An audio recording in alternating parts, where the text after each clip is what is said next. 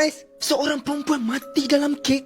Ha? Ada seorang perempuan ni, nama dia Gina Lalapola. Masa tu umur dia 23 tahun. Kejadian ni terjadi pada bulan Ogos tahun 1997. Gina ni dibayar oleh seseorang ni lah untuk dia menari dekat majlis depan para pengantin lelaki. Sebab apa? Sebab Gina ni, dia ni penari. So dia ni selalu pergi dekat majlis-majlis orang, dia menari lah macam tu. Tetapi untuk majlis ni, Gina ni dia kena duduk dalam kek gergasi. Kenapa? Sebab kek gergasi tu dia akan datang dekat para pengantin lelaki. Lepas tu dia akan keluar daripada kek tu. Lepas tu dia start menari. So masa tu plan dia orang memang semua berjalan dengan lancar lah. Gina pun sampai makeup dah habis gila. Memang dah banyak gila makeup dekat muka dia. Dah ready. Tapi masalahnya kan, ada satu benda masalahnya. Sebelum ni Gina pernah buat juga majlis-majlis macam ni, macam duduk dalam kek semua. Tapi yang ni lain sikit. Sebab apa? Sebab yang kek gergasi ni dia lain sikit. Dalam kek tu ada kotak besar. So Gina dia akan menyorot dalam kotak tu. So tanpa membuang masa,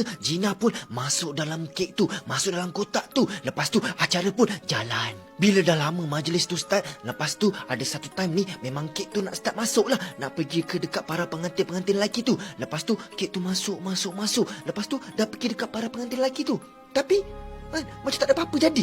Lepas tu lelaki-lelaki tu semua pergi dekat kek tu. Sebab diorang tak tahu pun ada penari. So diorang ingat makanan lah. So diorang nak pergi makan kat kek tu. Tapi masalahnya kru-kru kat situ semuanya tahu apa yang terjadi. So diorang semua lari dekat kek tu. Sebab diorang nak korek lah kek tu. Nak tengok kenapa Gina tak keluar-keluar lagi ni, apa dah jadi. So bila diorang korek-korek kek tu, buka-buka kotak tu, tengok-tengok Gina dah mati. So bila bawa pergi ke hospital bagai, doktor pun check lah Gina ni kenapa dia mati. Rupanya dia mati sebab ada kedua kemungkinan. Mungkin sebab dia tak cukup oksigen, ataupun satu lagi sebab dia terlalu panas dekat dalam tu. Uish, so daripada cerita ni, apa pengajaran yang korang dapat yang kita sama-sama boleh belajar?